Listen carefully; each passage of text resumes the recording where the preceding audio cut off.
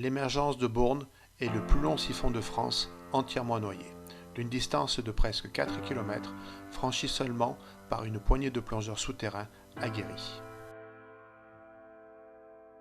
Une source captée qui déborde dans un canal lors de fortes pluies pour se jeter dans la Gervanne. Elle alimente toute une vallée au bord de la Drôme, au pied sud du Vercors, en eau potable. Elle fait partie d'un réseau de 3 sources, avec les Fontagneux, sa source pérenne, et le Sarrier en trop-plein. Située dans un vallon, au pied du village drômois de Beaufort-sur-Gervanne, avec au loin son bassin versant, la montagne de l'Ozeron et le col de Bacchus.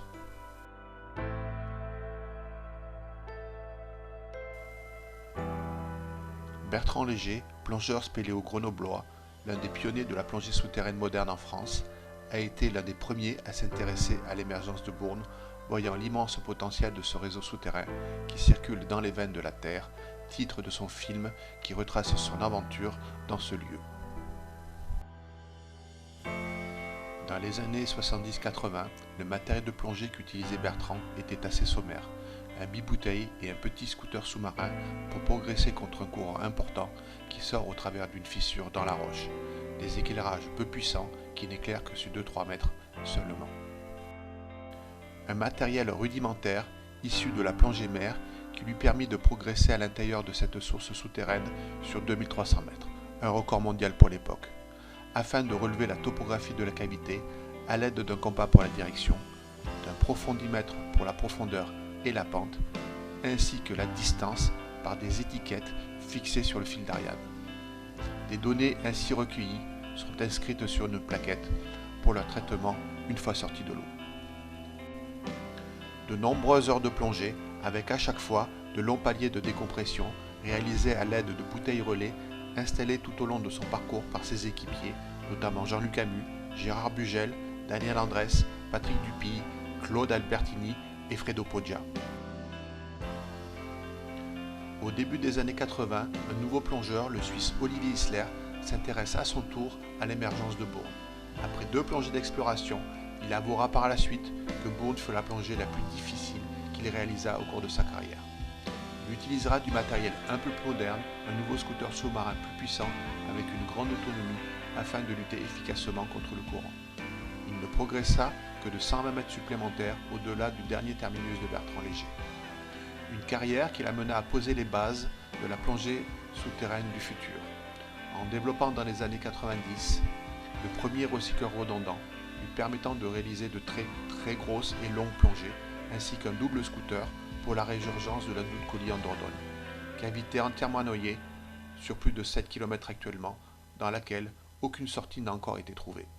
En 1988, le plongeur allemand Rohan Haselmayer, le père de la plongée souterraine moderne, fut mandaté par les responsables de la DDA afin de réaliser sur 1750 mètres une topographie précise du parcours souterrain de l'émergence de Bourne, un tracé dans lequel nous relèverons une erreur suite à nos travaux.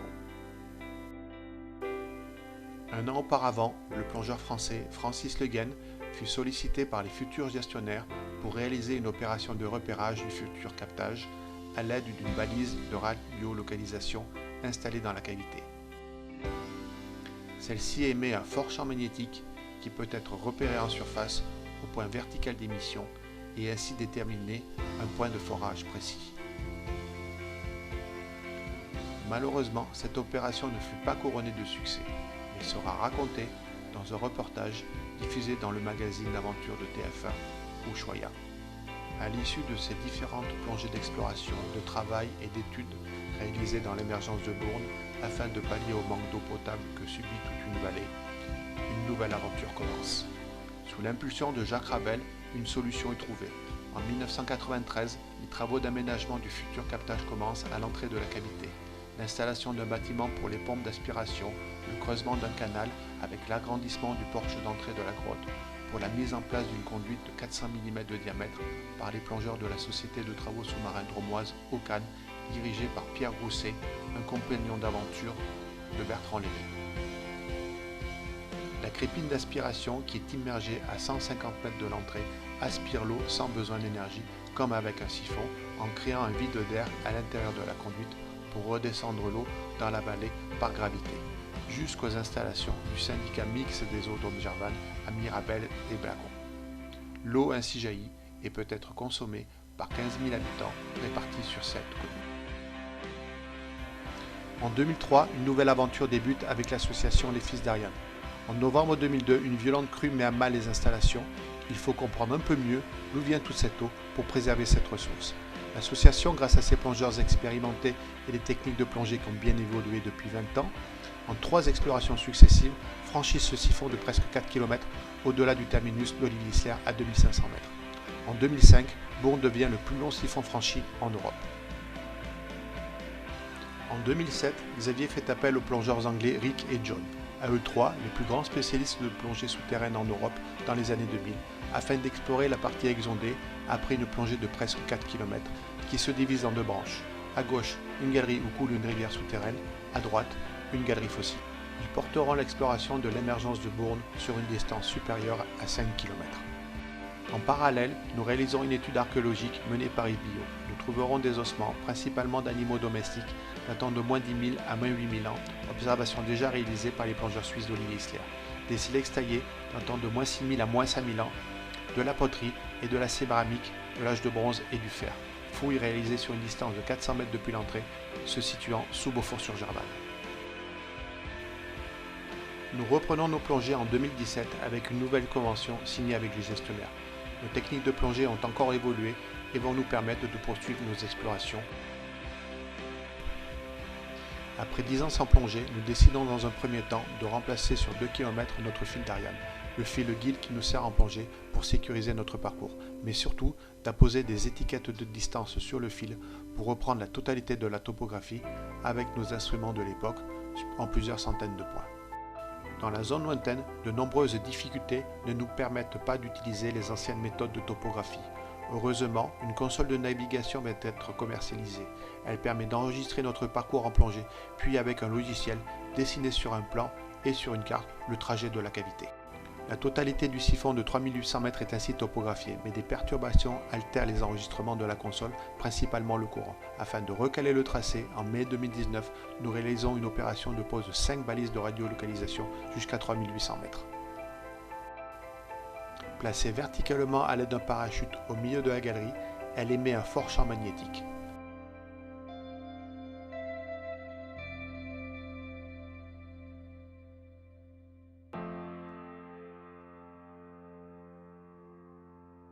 En surface, sur le plateau, à l'aide d'une antenne, nous repérons ce signal émis par la balise en sous-sol, puis, par triangulation, nous arrivons à connaître le point exact d'émission. Ensuite, à l'aide de GPS, nous replaçons les 5 points localisés afin de recaler précisément le parcours souterrain de la source.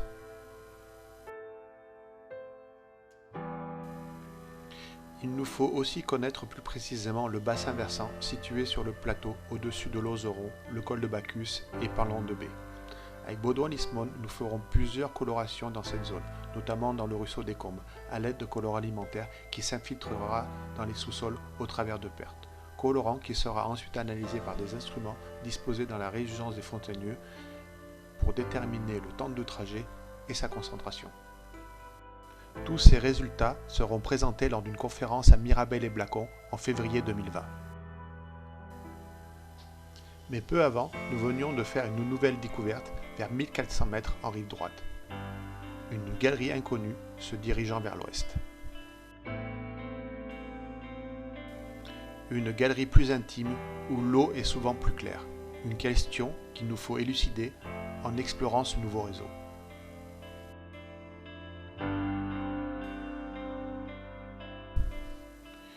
Une galerie provenant d'un nouveau réseau appelé le réseau des vétérans, un hommage aux plus anciens d'entre nous qui se sont investis depuis de longues dates dans notre association.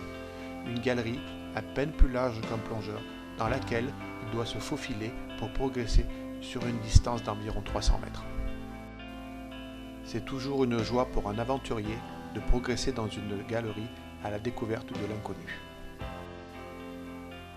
En relevant la topographie, nous avons la confirmation que ce nouveau réseau prend une direction différente de la galerie principale, vers l'ouest, en direction de Gigord.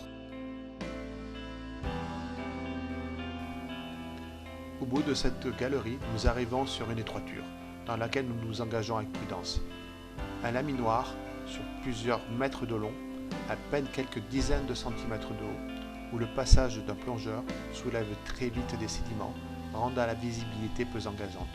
Nous sommes tout de même à 1700 mètres de l'entrée.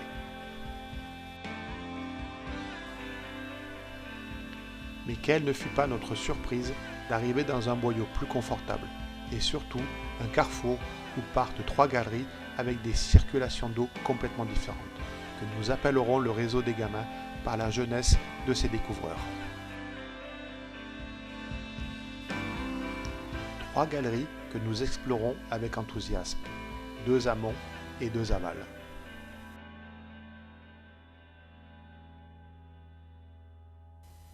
Le premier amont part vers le nord avec une qualité d'eau qui ressemble à celle de la galerie principale.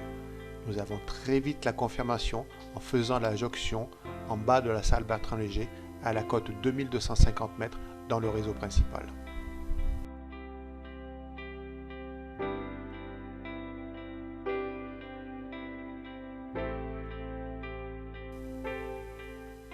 Nous voici de retour au carrefour des gamins. Nous prenons vers l'ouest en direction du second amont, une galerie toujours moins grande que le réseau principal, où le plongeur peut progresser sans trop de difficultés. L'eau est toujours aussi claire.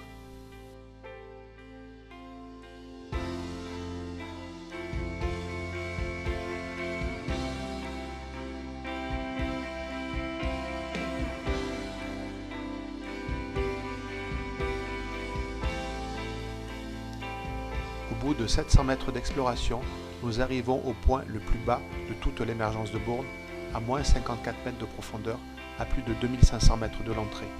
Malheureusement, la galerie est bouchée par un éboulis, rendant la poursuite de l'exploration impossible, n'ayant pas encore trouvé un autre passage pour contourner cet obstacle. De retour une nouvelle fois au carrefour des gamins, nous prenons cette fois-ci la direction du sud, dans un aval.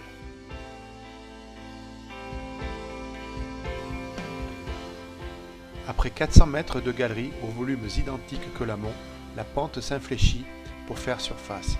Une fois déséquipés, nous continuons notre exploration, toujours plein sud, en relevant un croquis de notre trajet qui se termine devant une petite vasque annonçant une nouvelle zone noyée. En analysant les données recueillies, nous ne sommes plus qu'à 400 mètres environ de la partie noyée de la grotte du Sarrier.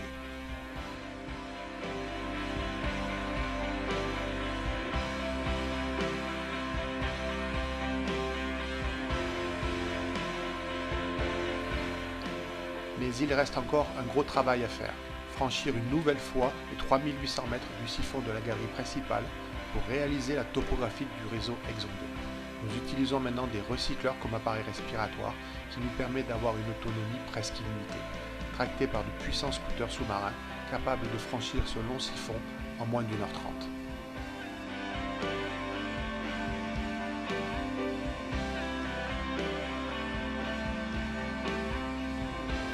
Une fois en surface, nous laissons notre matériel de plongée dans l'eau pour le retour et attaquons notre travail de topographie en progressant entre les blocs recouverts d'un argile glissant. Les relevés sont réalisés à l'aide d'un mètre laser afin de prendre les mesures de largeur et de hauteur de la galerie, ainsi que la distance entre deux points tout au long de notre parcours. Les données sont ensuite inscrites sur un carnet pour être traitées dans un logiciel de topographie. Les 2 branches sont topographiées, la partie où coule la rivière souterraine, ainsi que le commencement de la galerie fossile. Les relevés ainsi recueillis nous permettront de dessiner le plan de cette zone exondée au-delà du siphon de 3800 mètres qui a été franchi par seulement 9 plongeurs dans le monde. Tout ce travail afin d'apporter une connaissance plus importante des 7 km de galeries souterraines actuellement découvertes, composant le réseau complexe de l'émergence de Bourne, ici en jaune. Une fois le travail accompli, il est temps de rentrer. Toutes ces heures de plongée, réalisées par les membres de l'association Les Fils d'Ariane depuis tant d'années, avec le soutien de la FFE2SM et le syndicat mixte des eaux Drôme-Gervanne, dans un seul but, partager nos connaissances et nos découvertes, afin de préserver cette ressource alimenté chaque jour par les eaux de pluie qui s'infiltrent dans les roches perméables du bassin versant pour résurger au Fontagneux, à Bourne et le Sarrier. Le meilleur moment lors d'une plongée dans cette émergence, c'est lorsque les niveaux sont au plus haut avec une belle visibilité afin de sortir et voir la grille sous l'eau avec la lumière du jour éclairant la végétation qui tapisse les parois du canal englouti.